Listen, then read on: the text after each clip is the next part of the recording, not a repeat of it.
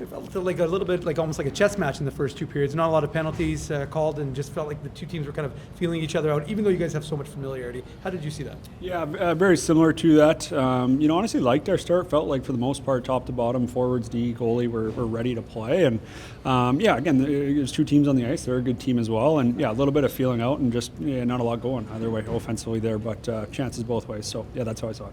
Like how your team again down in the third period. We've seen that throughout the course of this kind of streak that you guys are on. Fought back, took the lead. Obviously, gave up a late goal to tie it, but just the fight in your team in that third period.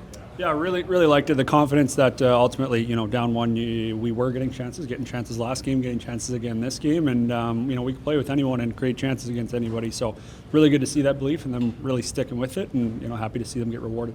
Just in terms of ending the homestand on, now you guys are heading out for 3 games on the road, but just must be nice to be able to end it in that way, because as we were talking about earlier, yesterday's game was so close. It was a game of inches, even though it was 4-1 score, and you guys hit a lot of posts. So to be able to win, get out on the road, and know that you guys are streaking at the right time. Yep, great feeling. Obviously, you want to be good at home. You want to have success at home no matter what, and it's something we've talked about as a staff and as a group. So to finish on that note, it's obviously something we'll take.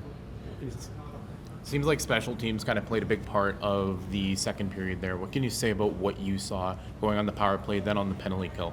Yeah, you know what? The power play it felt just okay. There was some execution there that could have been a little bit better, and ultimately, you at the very least on the power play, you want to maintain or gain momentum. Wasn't sure if we did that necessarily, but again, not many opportunities there. It seems like we're not getting a lot of opportunities on the power play in terms of the actual penalties we're drawing. Penalty kill's been good for the most part, and they get one there off the rush late where it was I would say a bit of a lucky one. It's not going to happen consistently. So yeah.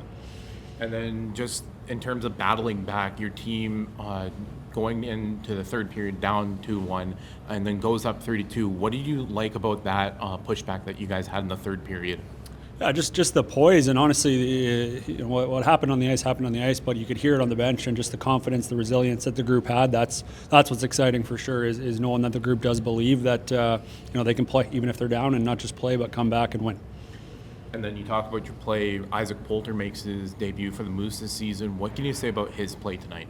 Made a lot of really big saves at key moments. I think, again, that's a dynamic team over there. They're mobile, they're fast, they have skill on up front and on the back. And again, there's going to be times where things break down and you need your goalie, and he gave us exactly that. And again, another big save in the shootout there, which ultimately was the difference. Speaking of the shootout, what does it do for a coaching staff when you have that level of talent to choose from, and there were still guys on the bench that would have just easily been out in the top 3? Yeah, a real long list of candidates there, and ultimately it's a tough decision. You kind of ride the hot hand a little bit in terms of who you think's playing well and what you've seen and potentially some of the practice reps you've done. But you can almost go through our whole lineup and be pretty confident with whoever's going over the boards. Seems almost appropriate that Danny Zhilkin, who's had so many chances over the course of this weekend, is the guy who gets the ultimate shootout winner. But what have you seen from him throughout the course of the season that shows you that this guy is really kind of getting it at this point in his career?